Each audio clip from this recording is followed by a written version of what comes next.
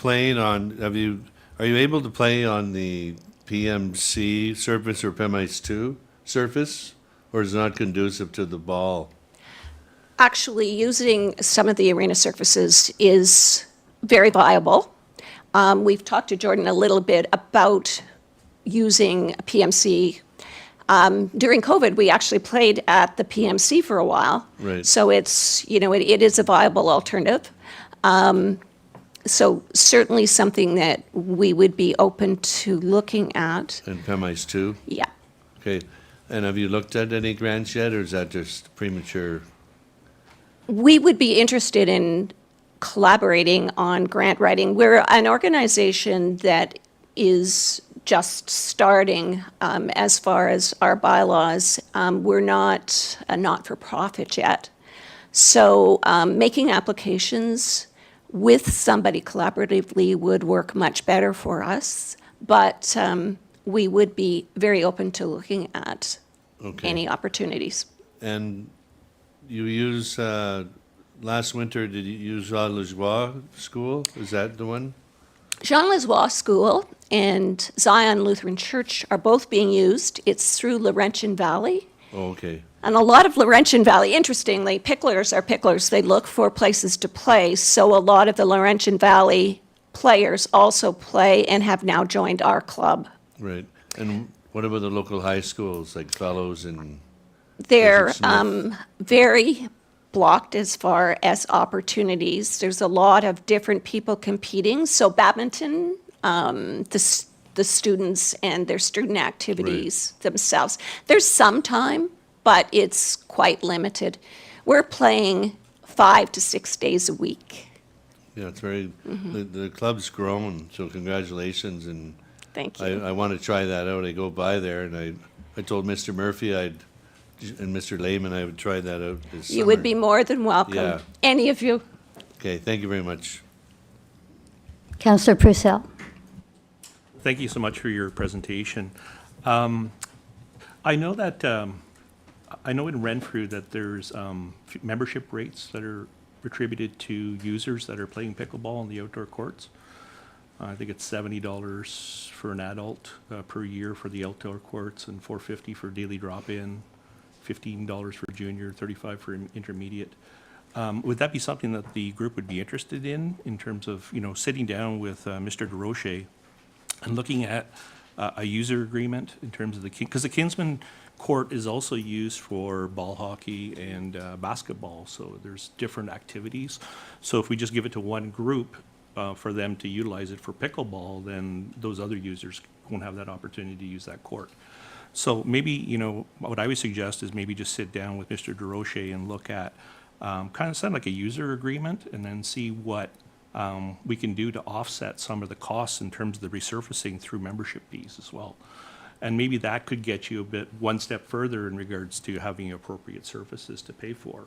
I know that Renfrew had just did this, and I think it's working out well for Renfrew.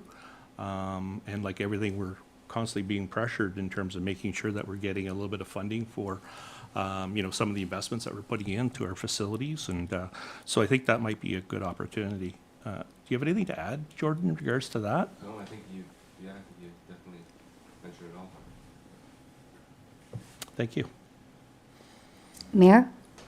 Thank you, Madam Chair, and thank you for your presentation. So 2 questions.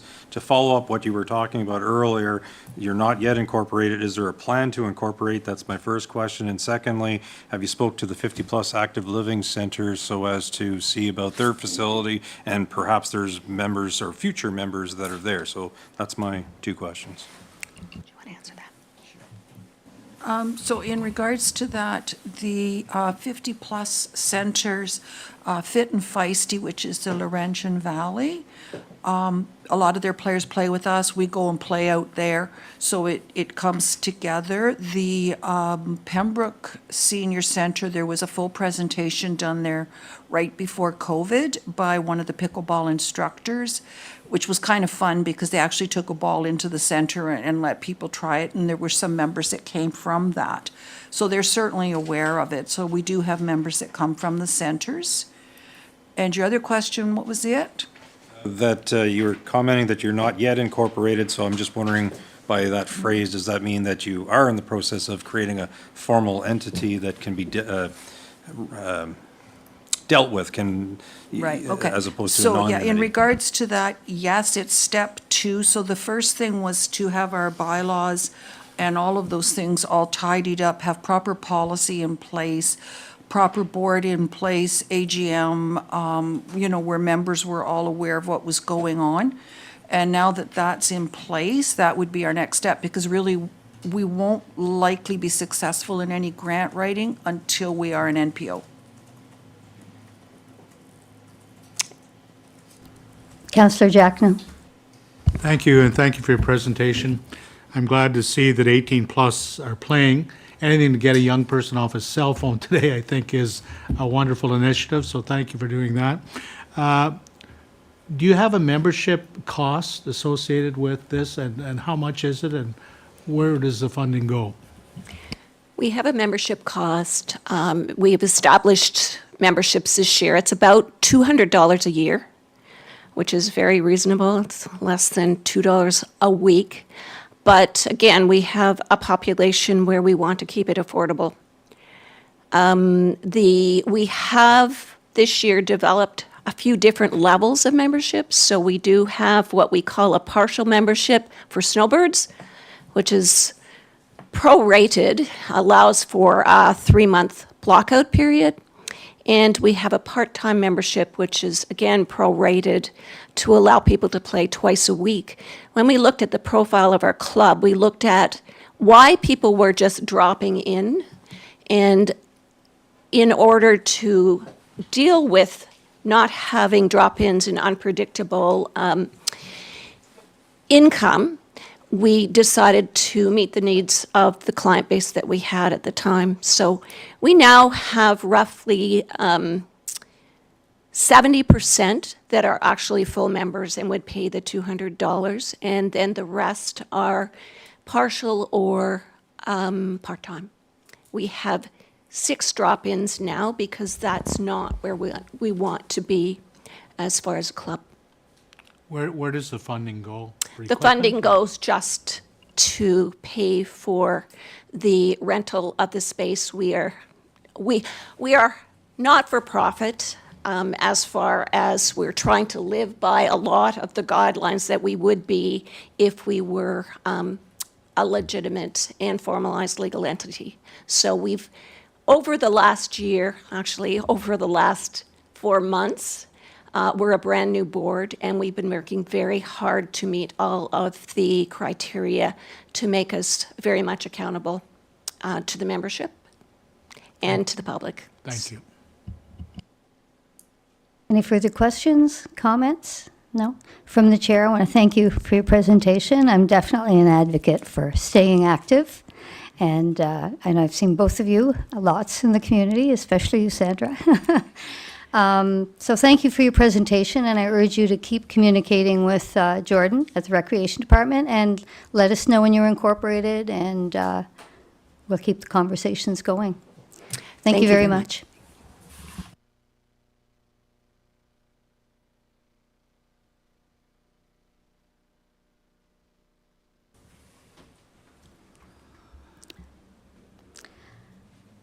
Okay, so new business. And I'll just give it a minute. Thank you for coming. Good night. So we have Victoria Charbonneau, and this is the Integrity Commissioner Contract Extension. Thank you, Chair. So I'm here tonight to review a report for an Integrity Commissioner contract extension. So a little bit of background for Council. In accordance with Bill 68, municipalities are required to appoint an Integrity Commissioner. And in doing so, the Integrity Commissioner follows a few guidelines and is responsible to report back to Council on the following. I'll highlight a few. They are listed in their completeness in the report. Number 1 is the application of the Code of Conduct for members of Council and the Code of Conduct for members of local boards as well. The application of any procedures, rules, and policies of the municipality and local boards governing the ethical behavior of members of council and local boards, and also to provide advice on certain sections of the Municipal Conflict of Interest Acts for, again, members of council and local boards. In November of 2018, there was a bylaw passed to appoint the firm of Cunningham, Swan, Carty, Little, and Bonham LLP to provide services for an integrity commissioner for the city of Pembroke. And that was for a 3-year term. And then again, in 2022, there was a bylaw passed to extend the term for an additional 3 years. We are coming up to the end of that extension, that being the January 1st, 2025 expiry date of the current term. So under Section 5 of this amended agreement, their city has an option to extend for an additional 3 years. And then this would provide for consistency for the remaining term of council plus an additional year for the new term of council. And that's an important caveat because as part of the agreement, the firm also provides design and amendment of the current council staff relations policy, the code of conduct, and also training for the new council. And an additional caveat to that is that any other municipalities in the County of Renfrew who also are clients of the firm can cost share with City of Pembroke and other partnering municipalities to share the costs of the services for the training and policy development. Staff is recommending that the term be extended for the reasons stated therein. Alternatives considered that if council does not elect to renew the agreement, staff will need to be directed to engage in a request for proposal of service process with a short time frame and report back hopefully in December with some options for council to choose from based on the RFP terms. Currently, the financial implications for the firm that we have currently contracted services for, there is no retainer to have their services, and the cost is $295 an hour plus applicable taxes. And with that, I'm happy to answer any questions council or committee may have. Councillor Purcell? Thank you, Chair. I guess my concern is that, I think that we should really go for competitive bid and look at, instead of the 3-year extension in terms of the contract. And I think there's a reason for it. If you look at our code of conduct under section 16, the integrity commissioner is supposed to provide an annual report, and it says shall. I haven't seen an annual report in the 2 years that I've been working here. And I think that's a condition in terms of his services. I could read it to you exactly what the bylaw states. Maybe not in good standings with our code of conduct procedure or bylaw. The integrity commissioner shall prepare and submit to council an annual report that shall include at a minimum a breakdown of costs incurred of the following categories of work performed: advice, investigations, dispute resolution, and training, a summary of the nature of requests made and the resolutions to the matters without providing any confidential information in the report, and any recommendations for improvements to this code or processes or any procedure, rule, or policy of the municipality governing the ethical behavior of a member. I've been on council for 2 years. I have not seen an annual report come from the integrity commissioner. In fact, I think the integrity commissioner wrote this code of conduct policy. So if the integrity commissioner is enforcing the code of conduct policy and doesn't adhere to his own sections in terms of the policy, I find it difficult for me to support an extension. So what I do is that we direct, that the committee recommend that to council that we direct staff to go out for competitive bid for integrity commissioner services, and that council also directs staff to draft a revised code of conduct policy that focuses on those matters provided under the Municipal Act, egregious behaviors on parts of the council and committee while respecting the taxpayer and preventing the use of the code of conduct to be used as a political weapon. Thank you. Does staff want to reply to that? Did we receive a report from the Integrity Commissioner as outlined? I would have to look into that, seeing as I'm fairly new to the corporation. I don't have a reference point of that. I can look into that and report back to council. That would be great, I That's all think. I have on that for now, but Okay. I certainly appreciate the feedback and can go through some files to get Because that info. being said, perhaps it was received but not circulated. I'm just trying to, make sure that we weren't missed if we were supposed to be. So thank you. It does say submit to council on an annual basis. Okay, thank you. And sorry, just to add on to that, and then once we have an RFP and a new integrity commissioner chosen, if that's the route council wants to go, certainly council has purview over the code of conduct and has to accept it. So the terms therein would be at council's discretion. Deputy Mayor, Second the motion. further discussion, I believe the mayor. Thank you, Madam Chair.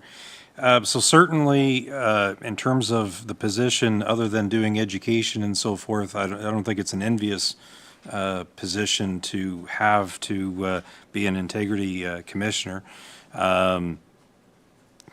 Providing advice to individuals who call the integrity commissioner, reviewing complaints, that sort of thing. I know in terms of myself, without getting into specifics, I have called the integrity commissioner over the number of years when the need arose, and he was always prompt in answering my questions.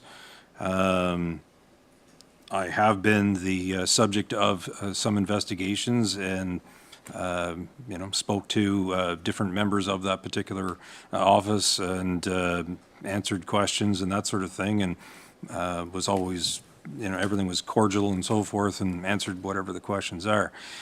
In terms of the economies of scale and so forth, I understand that this integrity commissioner is the integrity commissioner for Laurentian Valley, Petawawa, Whitewater, probably countless other ones. I have contacted those other municipalities, and as I understand it, one particular municipality is recommending, similar to this report, recommending to renew with this particular firm. The other one said that they understand that they need to address it before the year is up, and the other one didn't get back to me as yet.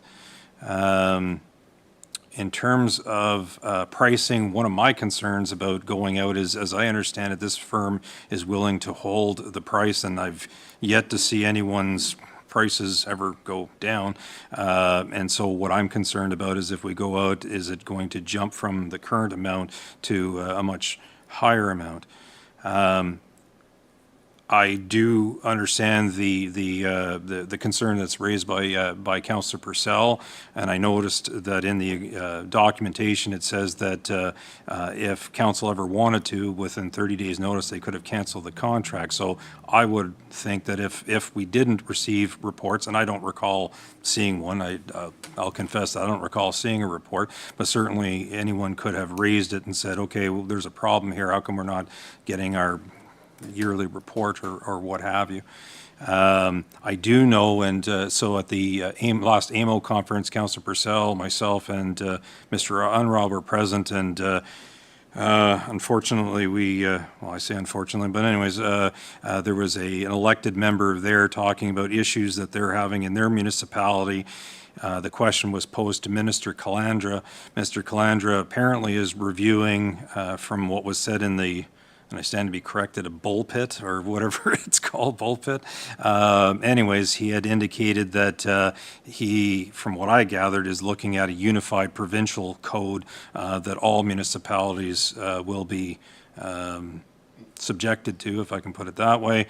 Doesn't mean that you still need an integrity commissioner, it just means that there's going to be one that is across the board as to what it is that we're supposed to comply with. So in terms of a motion saying, well, we're going to revisit or we're going to create a new code of conduct, it sounds like one is going to be subjected to us, or we're going to be subjected to it, rather, without us creating one, which I'm fine with. It is what it is. God knows they already have the Municipal Act and the Municipal Conflict of Interest Act, and we're already subject to all those different things as well. But in short, I support what the recommendation is just to extend it for the rest of the term for all of those reasons. If someone had an issue with the Integrity Commissioner, current one, I would have thought that someone would have brought it forward and said, council, do you want to give 30 days notice and let's switch? But that never happened, so. Anyways, I have no issue with, I guess is what I'm saying, with the present contract with Cunningham, Swan, Cardy, Little, Bonham. Thank you. Councillor Jackno? Just a question, Madam Chair, through you to Councillor Purcell. Your last statement, you said political weapon. Were you referring, what does that mean? I don't understand that. Sometimes the integrity commissioner complaint process could be used as a retaliatory tool. And I think we gotta limit that, because ultimately, it's our taxpayer that ends up paying the dollars in regards to the costs. And I know that the costs are significant in terms of the time, energy, the amount of back and forth. So I think that's my concern, is that it can be used for the wrong purposes. You can talk to various different municipalities that have the same types of issues, Kingston being one of them. There's just an opportunity for us to even look at the code of conduct and realign with the municipal act, and not have some of this other information that's in here that kind of muddies the waters.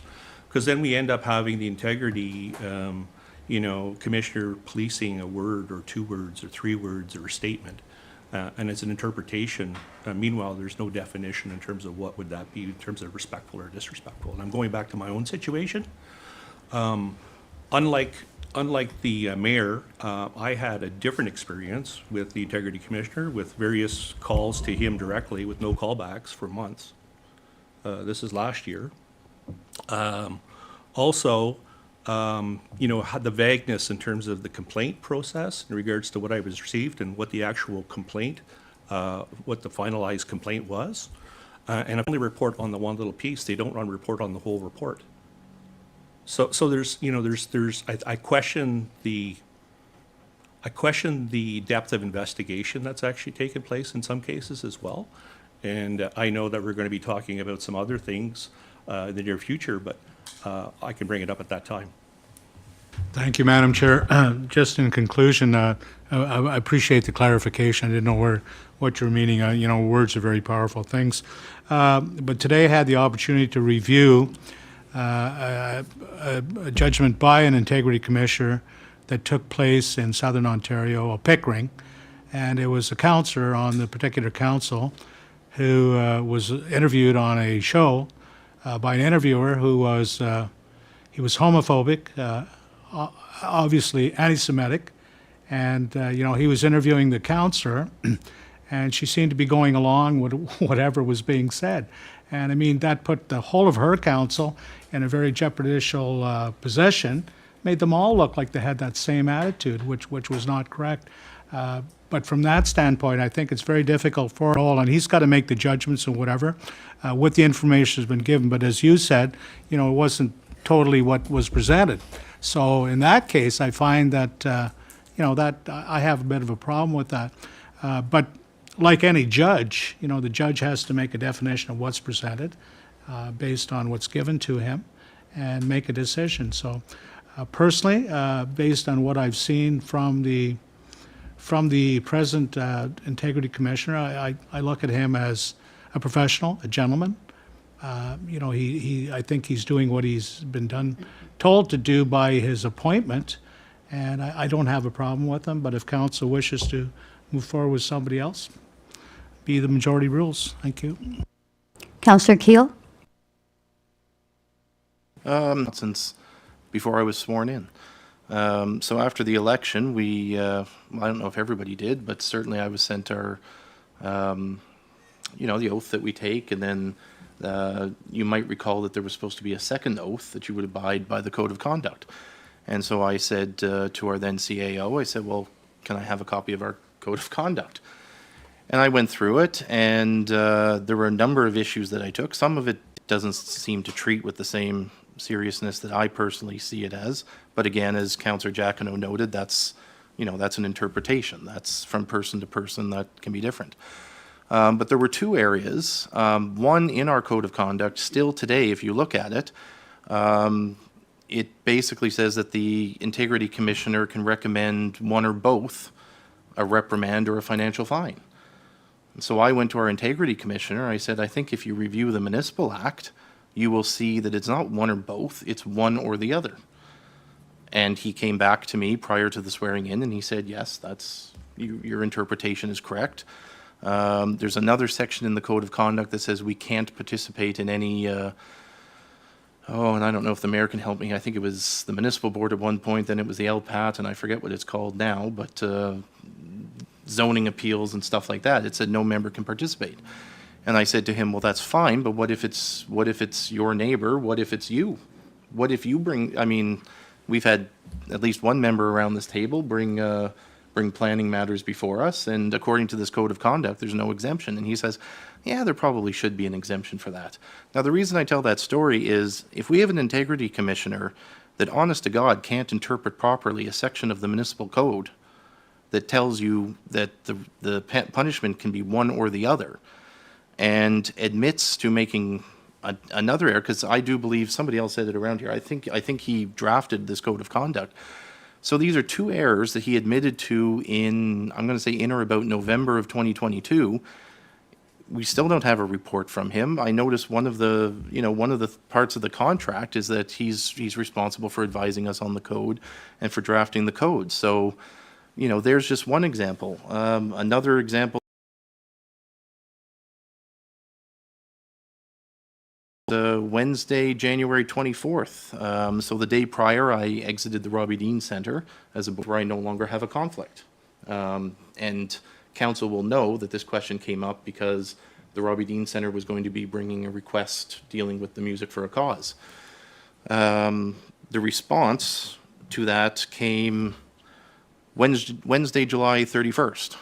So while the mayor might have had quick responses, I had to remind him that I was still looking for this particular response. And of course, this came, the reason I was reminded of it was because the Robbie Dean Centre was a benefactor of the street closure for the street party. So I haven't had the same response. But then tonight we're going to hear about another issue, and I know at least two other members of council would be familiar with this. So you get a complaint from the Integrity Commissioner in terms of information. But one of the things that he says is you can't share this with anybody but your lawyer, pursuant to a confidentiality section of the Municipal Act. And I went back to him and I said, well, this confidentiality section of the Municipal Act says that the people that are instructed by the Integrity Commissioner shall, without getting council board, there's another provision that says the Integrity Commissioner can deputize. So if Mr. Fleming was ever away, he can deputize another person in his office. So I said, I don't know, in my response to Mr. Fleming, I said, I don't see how you can say that this section tells me that I have to treat things confidential. This is about you and your office, but I'm telling you to treat everything as confidential. Well, with all due respect, do you have the power to tell me to treat everything confidential, or is it this section of the act that was in your original letter? And I wanted, just to show you the type of integrity commissioner that we're dealing with, I wanted to share with everyone tonight the original complaint and my response, because later tonight we're going to be discussing that. And his response to me was, you shouldn't talk about the substance of the complaint. So tonight, we're going to be discussing something that I did. You're going to be putting me on judgment, and I'm being told by the Integrity Commissioner that I should not discuss the substance of the complaint with you. Now, somebody around this table, anybody, tell me how that makes sense. Tell me how that is the expectation of any one of you that voted for this. Our current code of conduct. So I understand what Councillor Purcell is saying in terms of the weaponization. I think you would find, if you consulted with some council members, even locally, you would find that there are cases where there are certain individuals who, for one reason or another, come to dislike the municipality, and the fire conduct complaint has been upheld, and hundreds of hours have been spent on FOI requests. So I think, Councillor Jacquinot, that's what we were getting at in terms of it being weaponized. And then just recently, and I'm sure I'm running out of time, Madam Chair, this will be my last point. Just recently, there was an article in the Sioux Today talking about the expense of these investigations. The article notes a frivolous complaint that was expected to cost $6,500. Another quote, Mr. Dufour, who is Mr. Dufour? Councillor and Ward 2, Luc Dufour.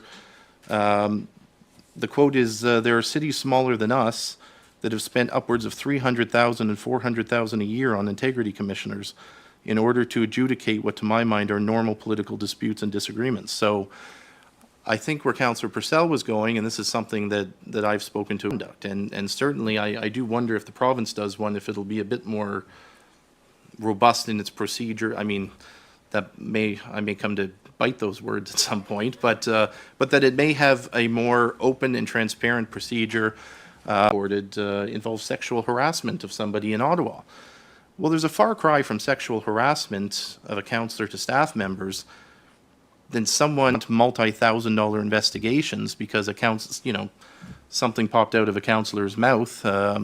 So I think that's why I would like to see a new integrity commissioner, because I don't have faith in the current one, and it doesn't.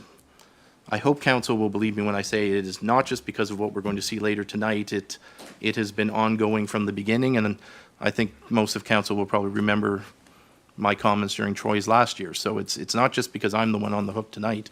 This has been quite a long-standing disagreement. So I'll just briefly, from the chair, if I may. Integrity Commissioner.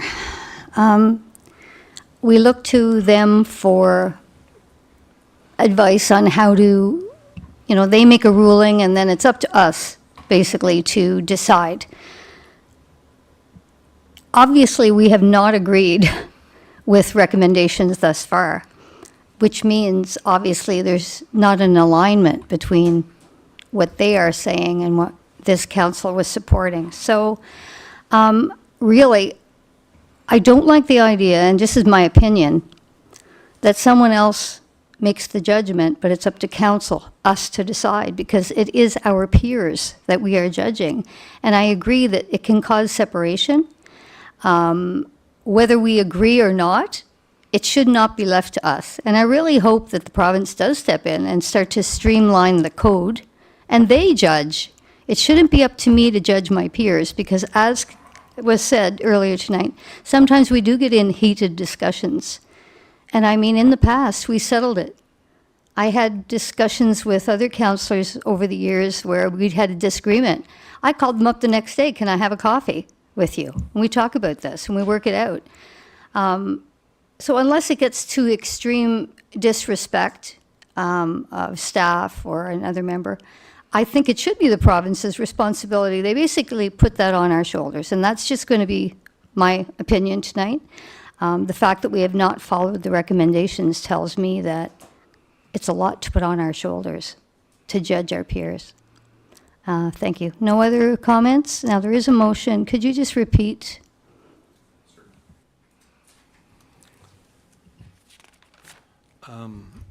So I would move that committee recommend to council to direct staff to go out for competitive bid for integrity commissioner services, and that council also direct staff to draft a revised code of conduct that focuses on those matters provided under the Municipal Act, egregious behaviors on parts of the council and committee while respecting the taxpayer and preventing the use of the code of conduct to be used as a political weapon.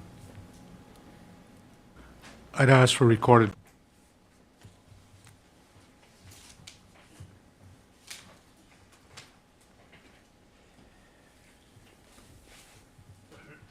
Mr. Unruh? Yeah, I was just wondering if I could get clarification on the timelines, I guess, within the motion. So the first part of the motion in regards to going out to tender and direct staff, we can do that. The current contract ends at the end of December. The redrafting of the code of conduct, that would be something that would be done in conjunction with the new commissioner. So, Yeah, I would agree. okay.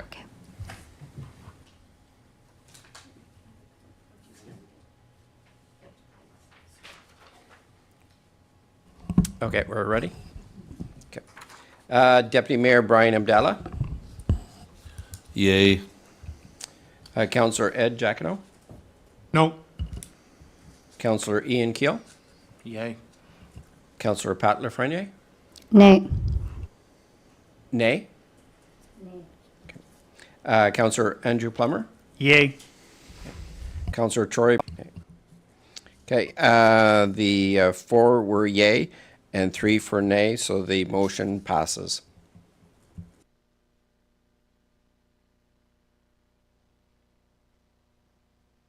Okay. Seeing nothing else on the agenda, motion to adjourn. Councillor Purcell, Deputy Mayor, all in favor. This meeting is adjourned. Thank you.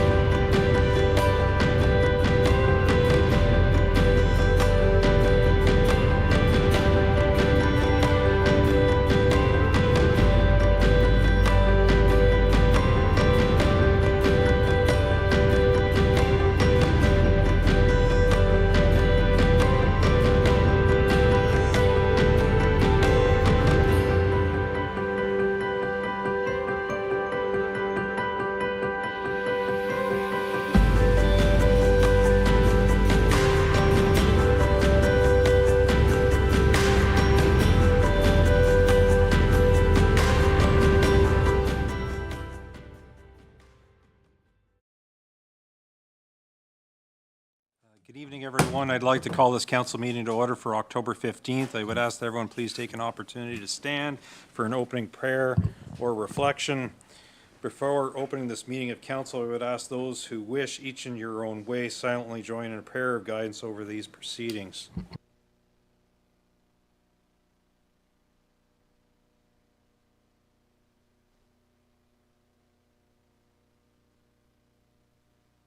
Thank you.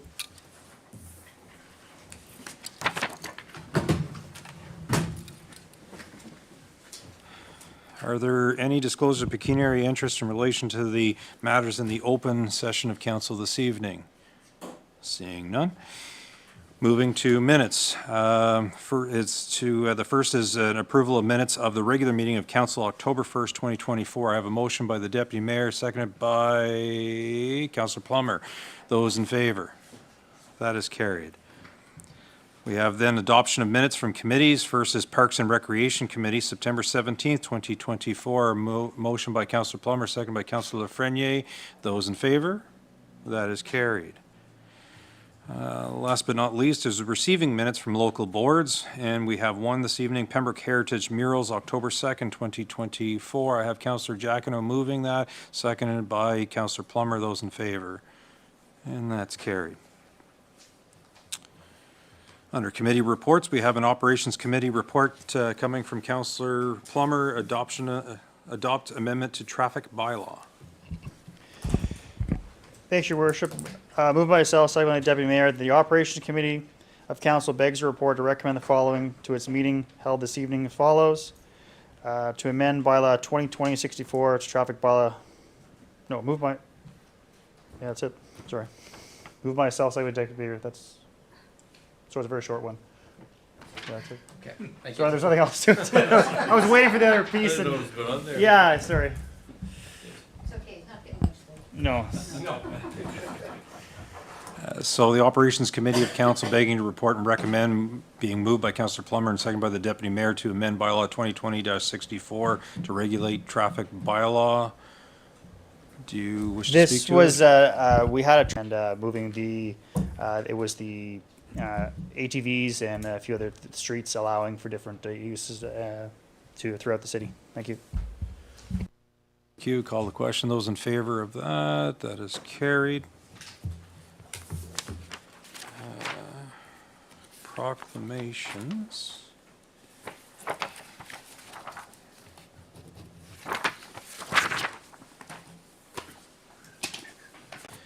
By the virtue of the power vested in me, I do hereby declare October 24th, 2024 as the 24th Annual Child Care Worker and Early Childhood Education Appreciation Day in the City of Pembroke.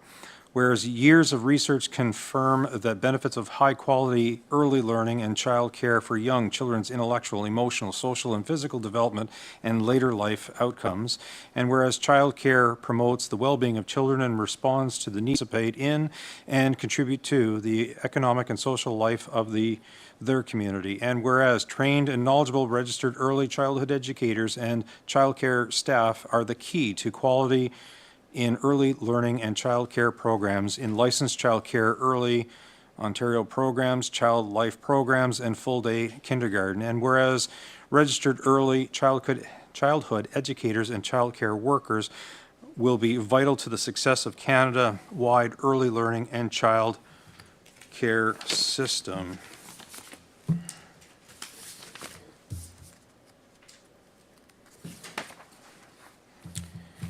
As indicated, October 24th is Child Care Worker and Early Childhood Education Appreciation Day. As indicated, high-quality childcare is so important to our youth and so important to ensure that we get to our children early on in life, and that's why we have the benefit of various programs, including the programs that are library. Equally important is to have highly trained and knowledgeable early childhood educators to set the youth on the right trajectory. So therefore, I, Ron Jerva, Mayor of the City of Pembroke, do hereby proclaim October 24th, 2024 as the 24th Annual Child Care Worker and Early Childhood Education Appreciation Day in the City of Pembroke in recognition of their education, dedication, and commitment of child care workers to their children, their families, and the quality of life of the community.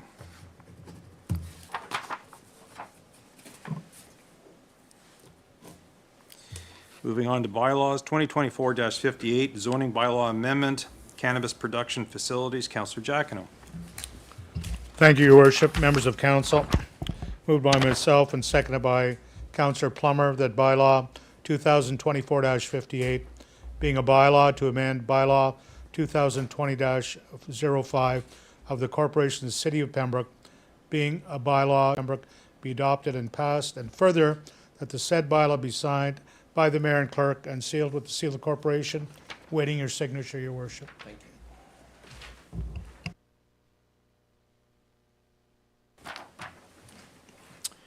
So moved by Councillor Giacono and seconded by Councillor Plummer that bylaw 2024-58, a bylaw to amend bylaw 2020-05 of the Corporation of the City of Pembroke, being a bylaw to regulate the use of lands and character, location, and use of buildings and structures in the City of Pembroke, be adopted and passed, and further that said bylaw be signed by the mayor and clerk and sealed with the seal of the corporation. Councillor Giacono, did you wish to speak to this motion? I do, Your Worship. Thank you very much. This amendment deals with the cannabis production, et cetera. It's a housekeeping item and just brings us up to date on how we'll proceed. Thank you. Thank you, and yes, we received a report on this earlier, not tonight, but earlier. So I'll call the question. Those in favor, and that is carried. Next is 2024-59 zoning bylaw amendment regarding Cedar Lane properties. Councillor Keel. Moved by myself, seconded by Councillor Purcell, the bylaw 2024-59, a bylaw to amend bylaw 2020-05 of the Corporation of the City of Pembroke, being a bylaw to regulate the use of lands and the character, location, and use of buildings and structures in the City of Pembroke, be adopted and passed, and further that the said bylaw be signed by the mayor and clerk and sealed with the seal of the corporation. Thank you. Moved by Councillor Keel, seconded by Councillor Purcell, that bylaw 2024-59, a bylaw to amend bylaw 2020-05 of the Corporation of the City of Pembroke, being a bylaw to regulate the use of lands and the character, location, and use of buildings and structures in the City of Pembroke be adopted and passed, and further that the said bylaw be signed by the mayor and clerk and sealed with the seal of the corporation. Councillor Keel, did you wish to speak to this bylaw? Your worship, this matter came up at a prior council meeting, essentially when the current bylaw was passed in its last sweeping form. There was some missed opportunities. We failed to include certain residential type 1 water, flood fringe water, and floodplain zones on the map.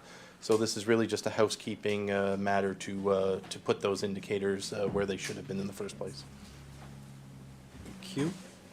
Call the question. Those in favor? That is carried. The next is bylaw 2024-60, regulation of traffic, bylaw 2020-64 amendment. Councillor Plummer. Moved by myself, seconded by Deputy Mayor, that bylaw 2024-60, a bylaw to amend bylaw 2020-64 as amended, being a bylaw to regulate traffic, City of Pembroke be adopted and passed, and further said bylaw be signed by the mayor and clerk and sealed with the seal of the corporation.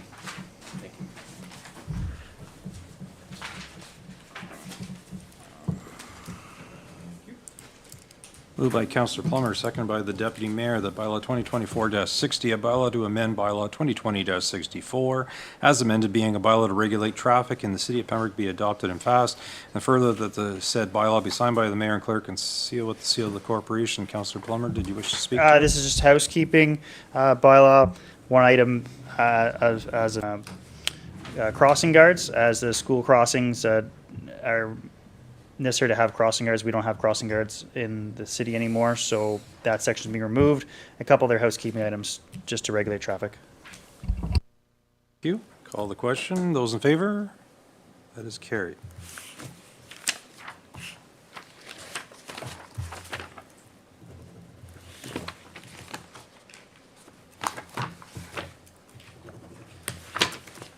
I'm asking the Deputy Mayor to take the chair as one of these pieces of correspondence pertains to me.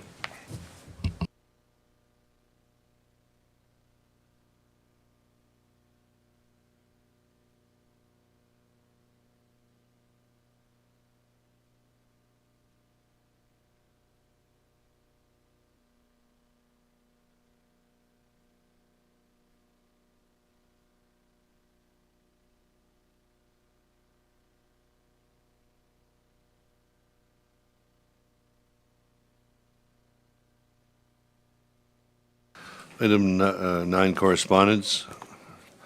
Code of Conduct complaint letter dated October 10th, 2024. Tony Fleming, LSO Specialist in Municipal Law. Cunningham, Swan, Carty, Little, and Bonham, LLP.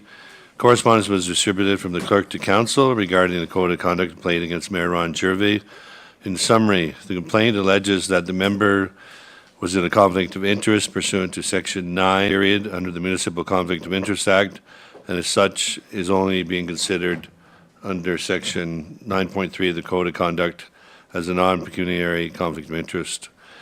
The nature of the alleged conflict is that the member was the lawyer for the grind in 2017. The complaint stated that if the member is still representing the grind, his continued participation in council matters involving the grind would create a conflict.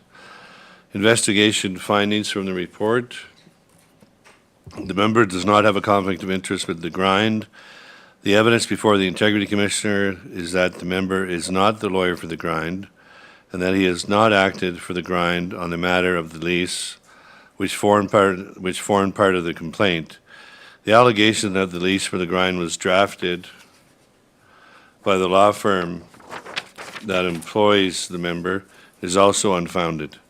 Therefore, there is no basis to find that the member acted in breach of the code.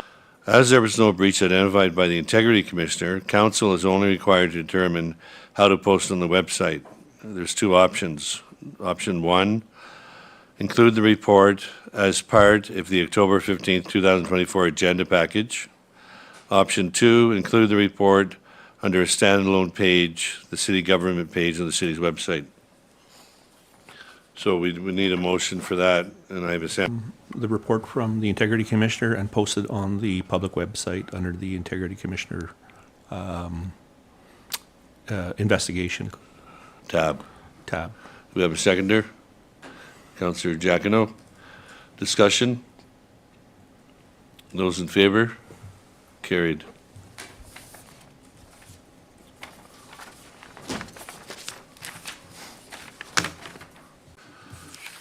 Item 9B.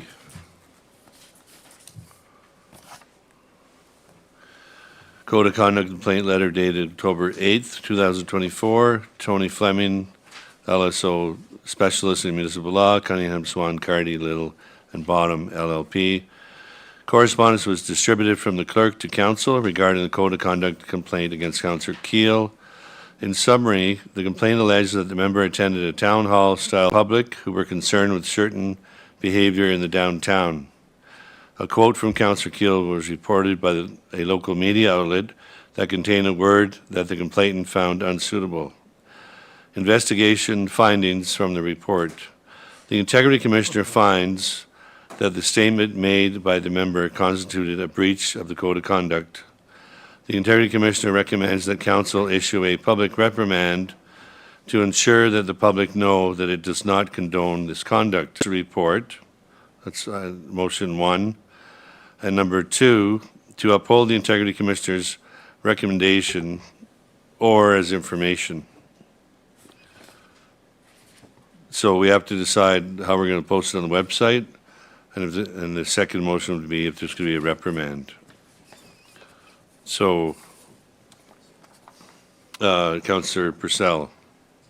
Similar to the previous report, we'll post it on the investigation tab on our website. Okay, do we have a seconder? Councillor Plummer. Any discussion? Councillor Giacono. Thank you, Deputy Mayor. Difficult thing to talk about when you've got a fellow that, you know, is right across the table from you. I can look him in the eye, and he can look me back in the eye, knowing wholeheartedly that he sits there with the same reason that I sit here, is to do good for his community. I guess the question is should councillors be held accountable? So the motion is to, we're just deciding how to post it on the website for this part. Can I not speak to the motion? Well, there would have to be a motion. Are you thinking about the reprimand part of it? Yeah, there's a motion on the floor. No, but first we have to decide how we're going to post it on the website or with the part of the Go agenda. ahead, and then I'll speak to it. Then somebody has to make a motion for reprimand if they decide to do so. Go ahead. So, do you want to speak about how we're going to post it? No. Okay. Any further discussion? Those in favor? Carried. Okay. Next item, motion 1. Okay, motion 2. Integrity Commissioner recommendation, council statement, public reprimand. Option 1, no reprimand chosen. No motion required. Option 2, public reprimand chosen. So somebody would have to bring a motion forward before there's any discussion. Councillor Plummer? I would move that there's no reprimand motion. So there's no motion required for that.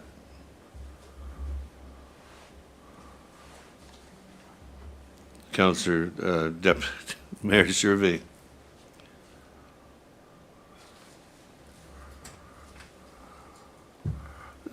Clerk, did you hand out the sample motion for the reprimand? Yeah, and that's just a sample. If that's the direction council chooses to go, it's a basic outline. Again, if council is just choosing to receive the report under correspondence, no motion is Right. required. Mayor Survey? Thank you, Mr. Chair. So yes, I do have what was provided. I take it to all of us. And although it's not down there, and I did read the report, and like most of us, or all of us, looking at cases, I think maybe a few of us were looking at cases. My thought was and then I'll make a motion and we'll see where this is going. Being less, anyways, is option 3, a motion that there be an apology to the council, but to whoever it is that this phrase. Seconder for that motion. Councillor Jacquido. Discussion. Mayor Gervais, then Councillor Jacquido. So if I can, as I was just alluding to earlier, so this doesn't come to council very frequently, but entirely too frequently for my liking.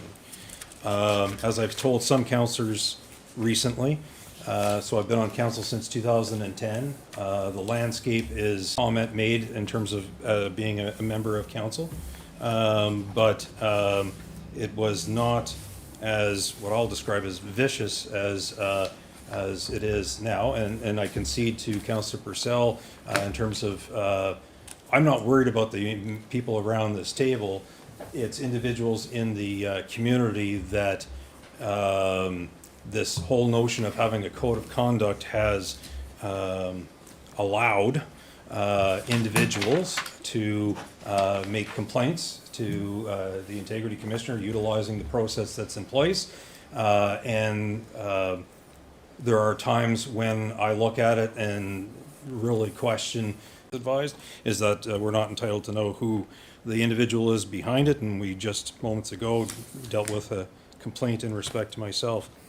So I know that to be true, and unfortunately, and I'm going to publicly state that unfortunately it's moved beyond sometimes attacking council members, but it's also attacking staff. So I'm just going to put that out there because it's something else in terms of how the landscape has changed. But as I alluded to earlier, what I did was, and it's how lawyers think, is we look to see, are there any other cases out there? What am I supposed to be thinking about? That, you know, because you can read the code of conduct as many times as you want. Sometimes that's not as helpful. I actually came across a decision regarding what was then Councillor Doug Ford and is now Premier Doug Ford, who Toronto had a code of conduct. And so I'm just looking at this decision, and similar to what we have this evening, and I don't need my iPad because I've read it many times already. Councillor Ford was this guy and asked on 2 separate occasions, why does he still have a job? When interviewed, similar to what unfortunately some of us have been subjected to, injure this particular individual. The Integrity Commissioner in that particular instance said public name calling and or personal attacks, in this particular case on a staff member, has a chilling effect on the public service to make good faith recommendations in accordance with individual mandates. The Integrity Commissioner says, in absence of an apology, council must uphold the important principles in this code of conduct. Council to impose sanctions, including reprimand, suspensions of remuneration for up to 90 days. So that was something in their code of conduct, I would imagine. Code of conduct further provides that additional penalties, including a request for an apology. I recommend that council impose a reprimand to express the view of council that the words being spoken by Councillor Ford, then of respect for staff, it will recognize the failure to offer an apology in circumstances where it is warranted will lead to consideration of sanctions. Finally, a reprimand will underline council's expectations for all of its members that public service are entitled to expect that members of council will meet the highest standards of conduct. I know that sometimes we say things that in retrospect we wish we had not. I'm human, and I know that when I'm out and about, as friends of mine always say, that I'm never Ron Jerva anymore. And I recognize that. And so in my mind, an apology to recognize that sometimes we say things that we ought not would simply put it to bed, and then it would be over. recognizing that it could be myself, like on the this past week, times we use words that, because it's part of the vernacular now, sometimes you're not mindful of the time and the place where you're at, and you say things that you would probably say with a buddy while having a refreshment. So I'm cognizant of that, and that someday someone is potentially going to report me for saying something that I would have said, and I recognize that, and it's very unfortunate, and it makes me wonder sometimes who in the future might want to run for this particular position when you're trying the best that you can to represent the residents, and yet you get attacked. And so anyways, I'll leave it at that. Thank you. Deputy Mayor, as I was saying, I hate to sound like a parrot, but when I look across the table, I see another councillor there that has the same drive, initiative, and fire in his belly to serve the community as I do, and as each and every councillor around here does. I don't think there's one that sits here with any alternate motives other than to serve the community. My question is this, should councillors be held accountable in the same way as municipal employees? Integrity and accountability underline our elected positions. That's us. It underlines who we are, what. When you go out in the public now, you're not Ron Gervais, the lawyer, Ron Gervais, my neighbor. You're not Ed Giacono, the West End guy. You are a councillor, or you are the mayor of the city of Pembroke. And you have to wear that every day. When you go to church, when you go to the funeral home, you're going to get it. My road isn't fixed after church. What are you going to do about this? You are not, if you were not that councillor, you wouldn't get that question. So you live with it every day. There was an amendment to the Municipal Act in 2001 that allowed us to establish a code of conduct, which this community did. Does it suit? Sometimes it does, sometimes it doesn't, but the code of conduct is there as a guide for us to follow and to adhere to. Otherwise, why have it? Review it. You can change integrity commissioner. If something doesn't suit you down the road, you can change it again. That's our role as a council. But if the shoe fits, sometimes we have to wear it. I have to refer us all back to 6.0 of the conduct and the code of ethics. 6.1, every member has a duty and the responsibility to treat members of the public, staff, and each other in a respectful manner. That means each of us, not individuals, all of us. 6.2, a member shall not use indecent, abusive, or insulting words or expressions towards any member of staff, or any member of the public. A member shall not speak in a manner that is discriminatory to any individual based on that person's race, ancestry, place of origin, creed, gender, sexual orientation, age, color, marital status, or disability. So I think that's got pretty well every angle covered. Sometimes we speak in passionate heat of the moment. I'm not excluded from that. I've done it in the past. But if I felt, I was wrong, then I felt I had to apologize. So the issue is here we are doing a judgment on a councillor who has to sit here in solitude and in quiet, not able to defend himself in essence, whereas in a court of law he would have a say. The court of public opinion says that the integrity commissioner has had the say, which he has, and his recommendation has come down. And as Councillor Lafreniere said, thanks a lot. You make the decision, and you throw the the coal on us. Now we gotta get the fire going, and still deal with the individual that we deal with who sits in other committees to help the good of the community. So how do we handle that? I think what we have to do is look at the situation. The individual has to make his decision, and then this council will make theirs. But I feel that so when somebody speaks out there, he's not only speaking, or she, they're not only speaking for themselves, they're speaking for me. Thank you. You had your, so Councillor, I didn't have my hand up, but I will. so Councillor Lafreniere, then Councillor Purcell. Okay. Purcell and then Councillor Friend. Thank you, Chair. You know, I think one of the things, and we talked a little bit earlier, is in regards to the code of conduct. You know, and I think we're missing a very important part of the code of conduct, and that's the step one, which would be the individuals are encouraged to pursue the informal complaint procedure as the first means of remediating any behavior or activity that violates the code of conduct. It's in our code of conduct policy.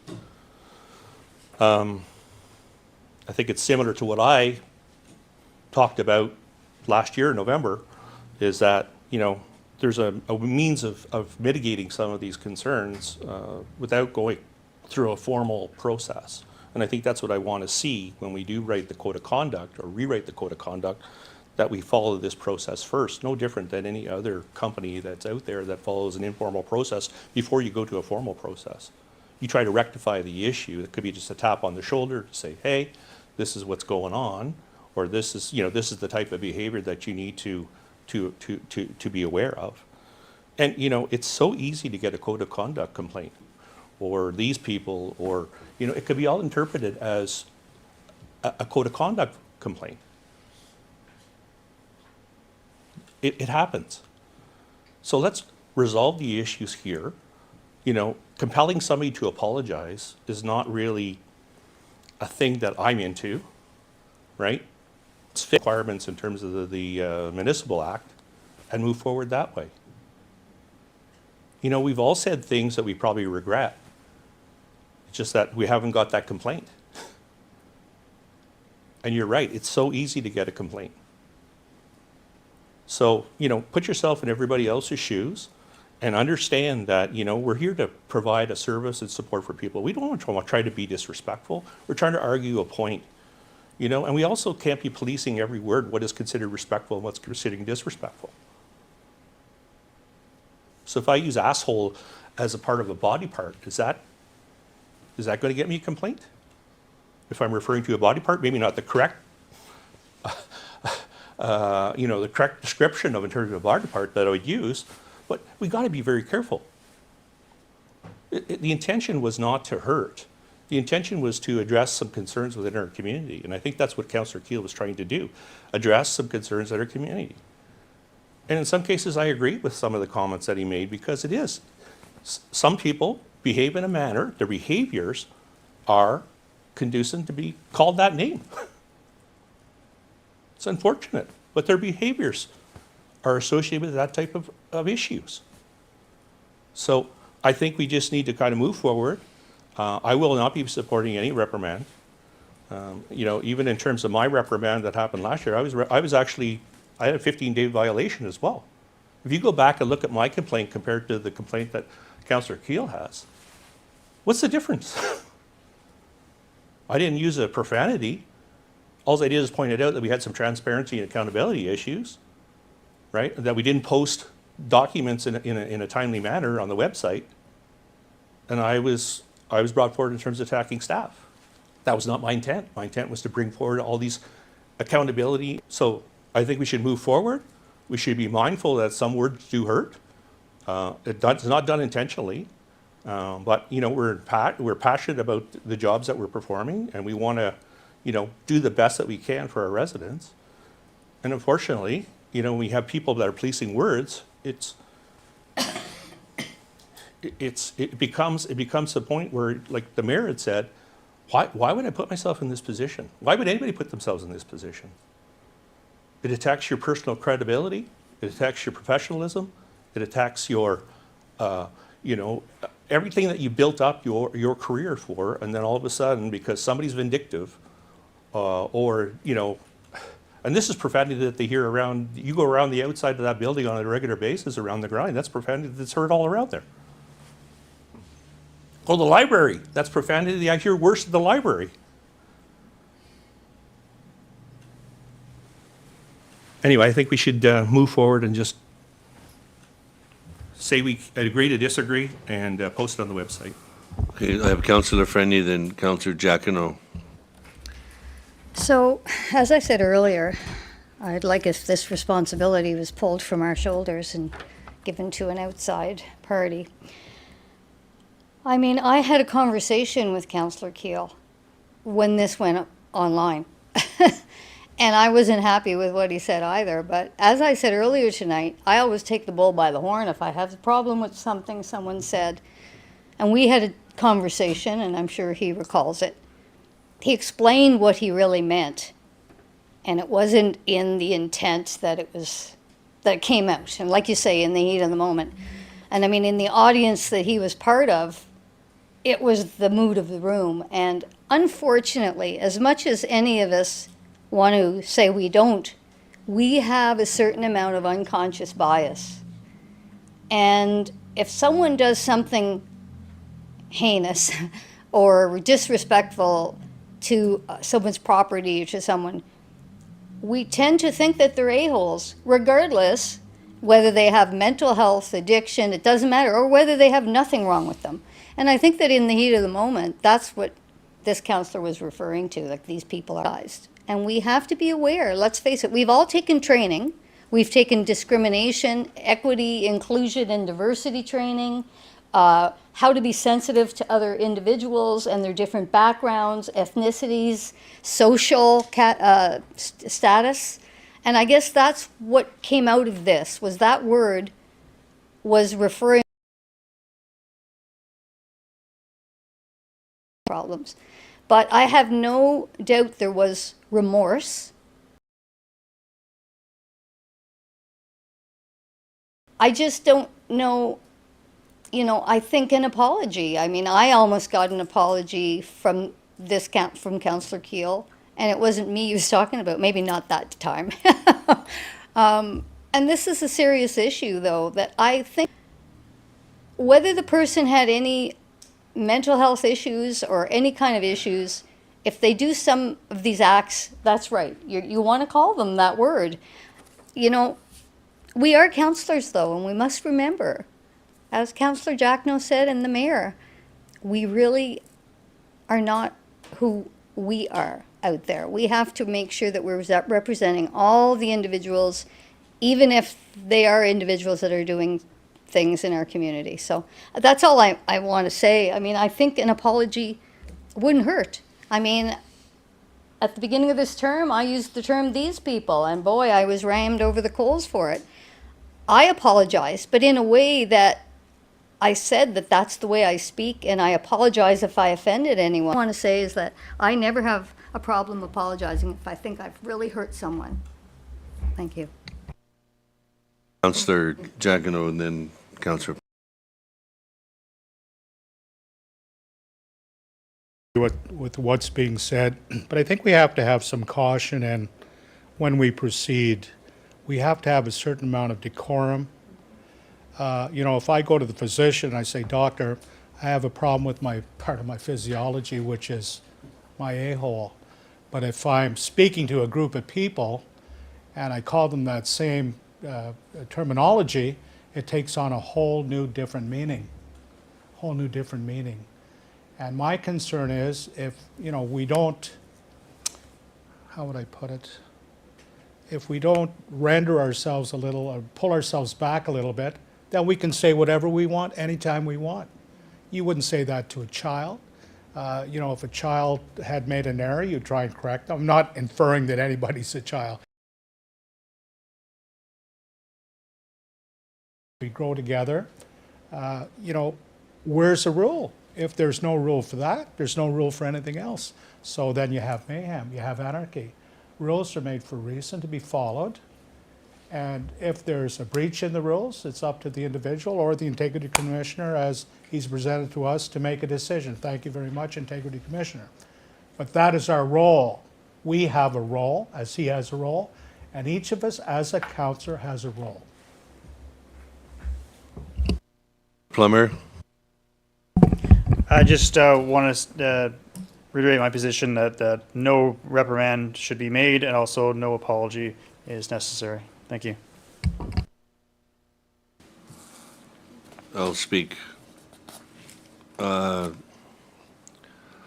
So we have ourselves a City of Pembroke Code of Conduct and Ontario Municipal Act.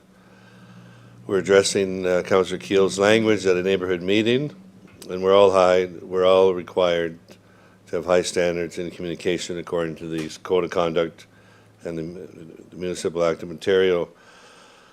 While Councillor Keel's use of the term was not the acceptable word to use, in my opinion, it was a lapse in judgment. The context in which the word was spoken does not meet the test for being abusive language. The Integrity Commissioner noted that the rest of his speech was appropriate, and attendees who I spoke to, it was a very highly emotional meeting. The attendees who I spoke to felt he spoke candidly without the intent to offend. This incident reminds us all to communicate thoughtfully and professionally. This matter tonight refocus our shared goals, addressing drug addiction, homelessness, housing, mental health, infrastructure projects, creating a safe, welcoming community, public transit, possibly P3 sports specs, economic development. Let's move forward for the citizens of Pembroke. I also want to add that informal process, according to the procedural bylaw, needs to be tweaked. That should be the first step. There's a cost associated with these complaints. Forcing someone to make an apology isn't an apology. You know, you make an apology if you don't feel that you want to make an apology, if you're standing up for your right. But I think Councillor Keel in the future will use his words better. Thank you. So we have a motion on the floor. Yes? Recorded vote. Yeah. Okay, what's the motion again?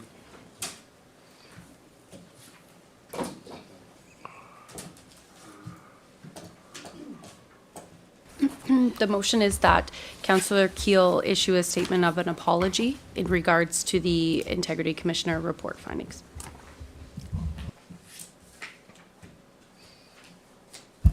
Okay. Deputy Mayor Abdallah, Nay. Councillor Ed Giacono, Yes. Councillor Pat Lafreniere,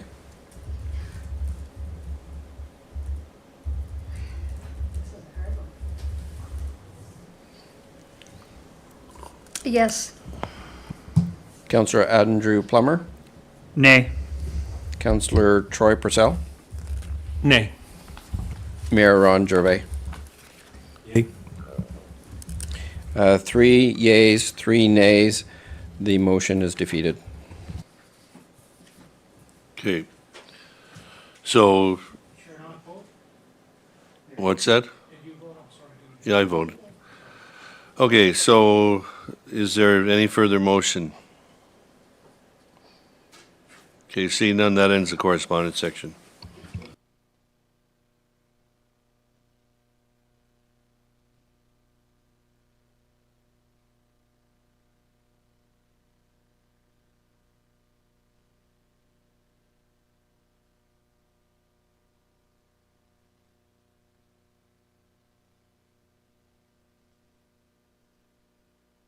For the mayor's report this evening regarding invitations, appearances, and other matters, on October 2nd, I was invited to the weekly meeting of the Kiwanis Club of Pembroke.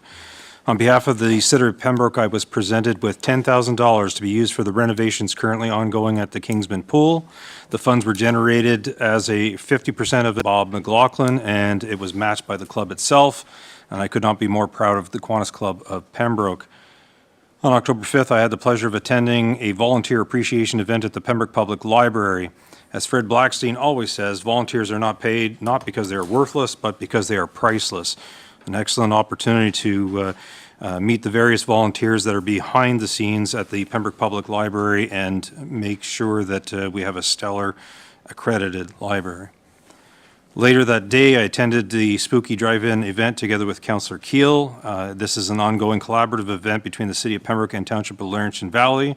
It's always nice to see young children enjoying themselves, giggling and so forth. We don't see nearly enough of that anymore.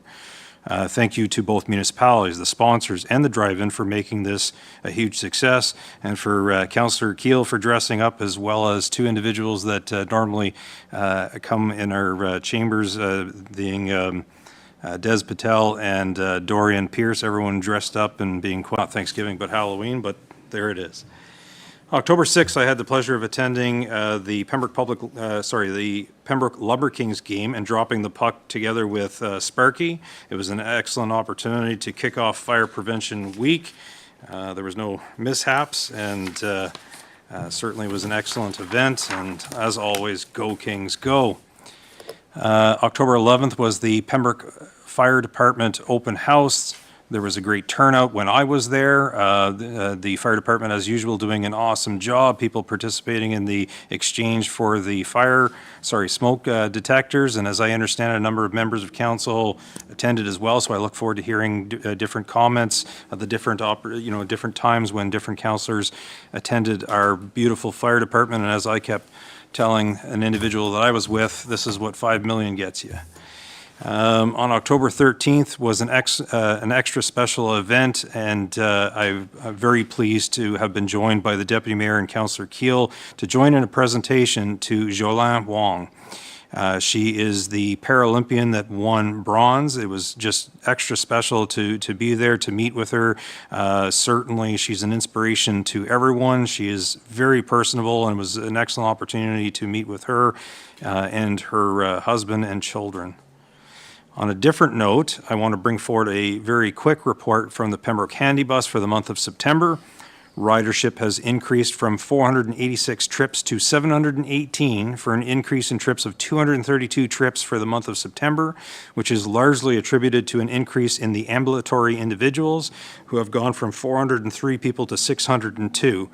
Long story short, what I'm trying to get across is that the Pembroke Handy Bus is experiencing a significant increase in usage, and their handy bus is currently reviewing a service for Saturday to bring individuals to Mass, and so more and more the Pembroke Handy Bus is being utilized.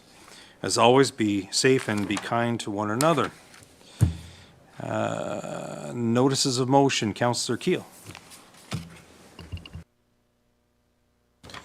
Your Worship, I give notice of motion that at the next meeting of council, I will be bringing forth a motion on illegal and toxic drug enforcement measures.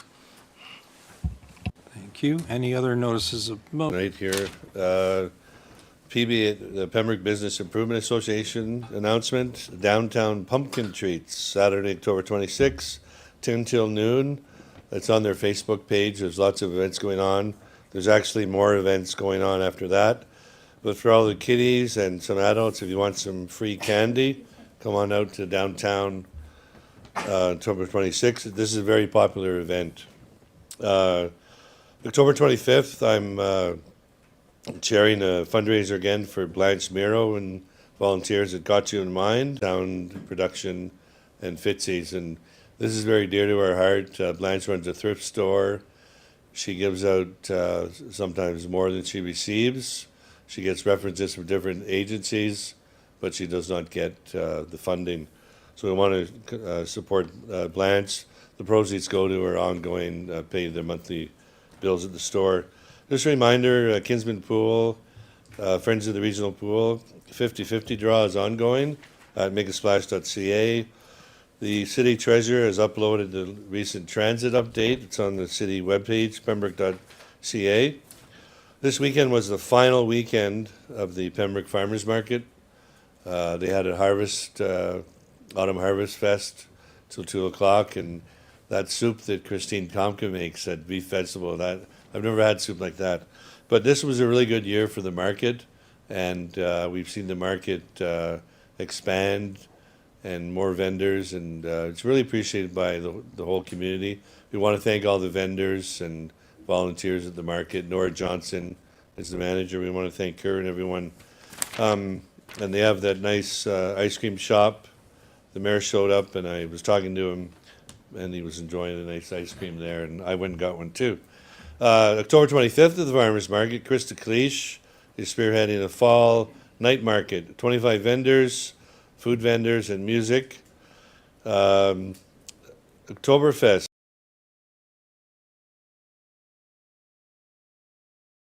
And then October 26th at the Rapid Skate Park, there's a Halloween event going on at 1 p.m. and costumes are encouraged. Thank you, Your Worship. Thank you, Councillor Jacquinot. Your worship, just a little update from the mural committee. The Gray Sisters mural that you see, the sky that was falling, as Chicken Little said, has been repaired.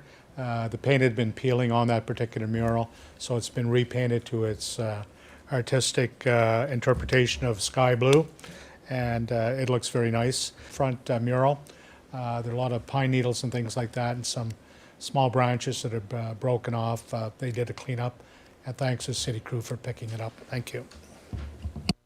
Thank you, Councillor Purcell, and then Councillor Keel. Thank you. Just wanted to promote the Youth Day that's happening this weekend. It's hosted by Renfrew County, the Youth Wellness Hub, and as well as the City of Pembroke. And that's occurring on Saturday, October the 19th from 11 a.m. till 3:30 p.m. at Equinox School Gym. There's two different kind of age groups that we're looking at, engaging, and that's from 11 a.m. to 1 p.m. It's age 18. The day will consist of games, snacks, music, pumpkin decorating, photo booth, pizza. In order to register, please reach out to the Renfrew County Youth Wellness Hubs. They could be reached at or text at 613-570-8953 or on their website as well. So it should be a fun day. It's the first annual, or hope to be the first annual Youth Day celebration. If you could have a chance to drop by, please drop by. Thank you, Councillor Keel. With your indulgence, if I stand, I won't be able to read this. So with respect to our Festival Hall Director, Rick Wharton, his official retirement has been announced. Obviously, it couldn't be more fitting that the retirement of our Festival Hall Director moves many with different emotions, just like a really good play plays on the emotions of the crowd.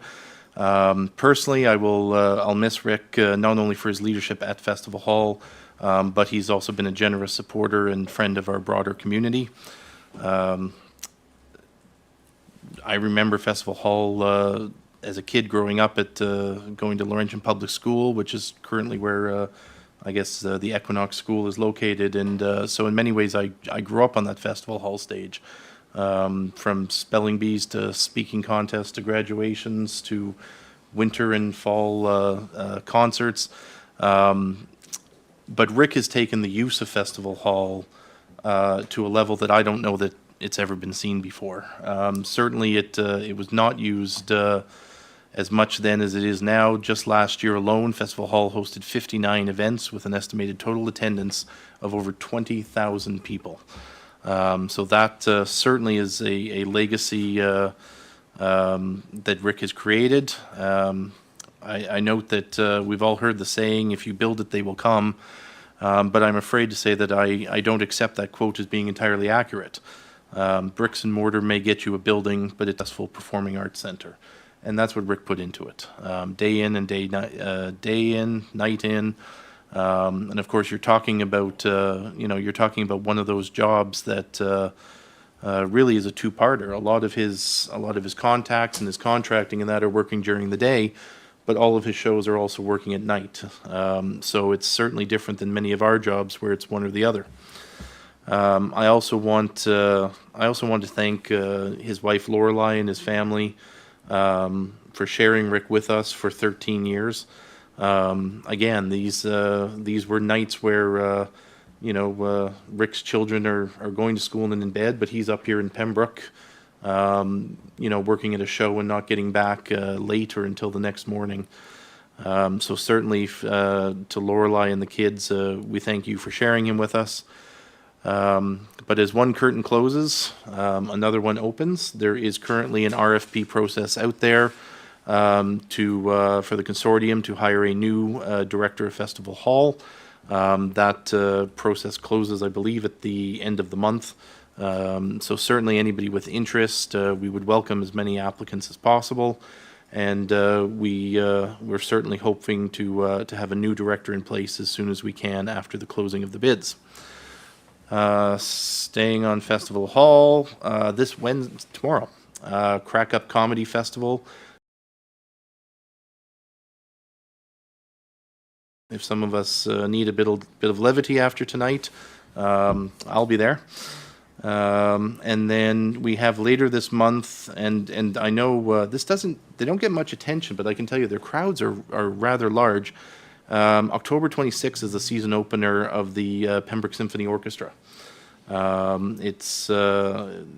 We have a great orchestra here in town. Again, I think they should get more attention, and I'm happy to give that to them. Other than that, Your Worship, as you noted, it was great fun to be at the Spooky Movie Night on October 5th.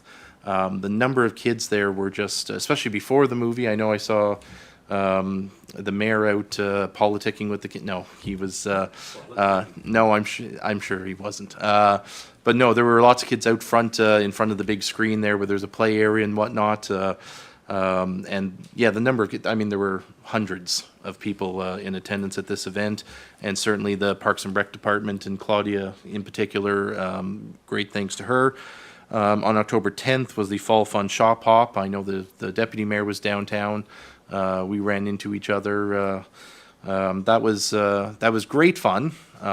We had a minor operations issue, I guess, at some point. Unfortunately, I think a water main broke, I think was what we got. So the street unfortunately had to get closed. But there were still hundreds of people downtown that night. The next day, October 11th, I had the opportunity to meet with Luyana, a tour of the restaurant. So it'll be located in the West End, where the old Pizza Hut and, if you can really go back, Taco Bell was located beside Mulvihill Hill Drug Mart. They're looking at an opening at the end of the month, the last weekend of the month.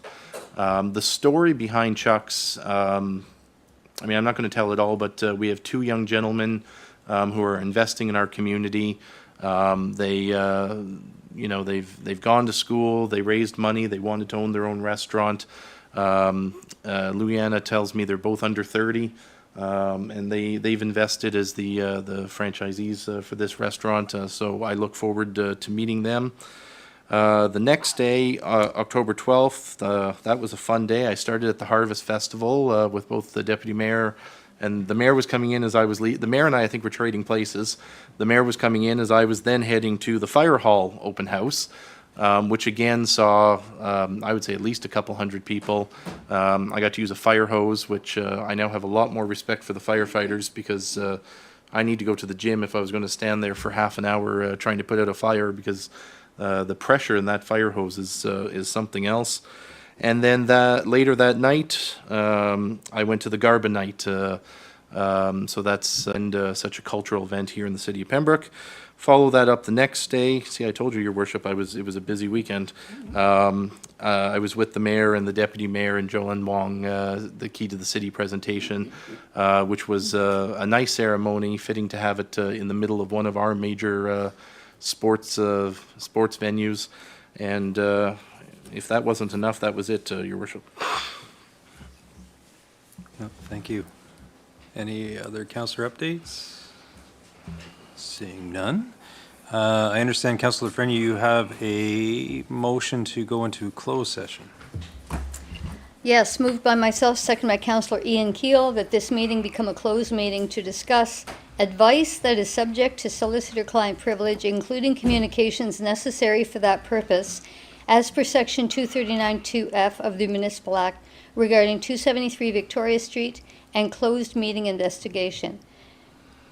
Also, a proposed or pending acquisition or disposition of lands by the municipality as per Section 239(2)C of the Municipal Act regarding a Transcan offer to purchase and a sale of land to the town of Petawawa through the Pembroke and Area Airport Commission.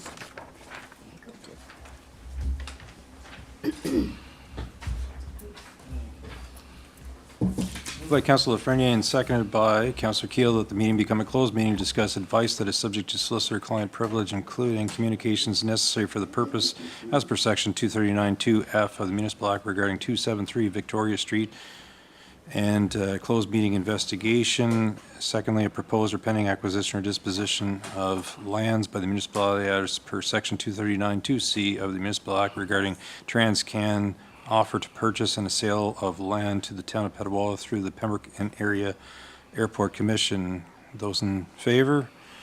And that is carried. We'll now move into a closed session.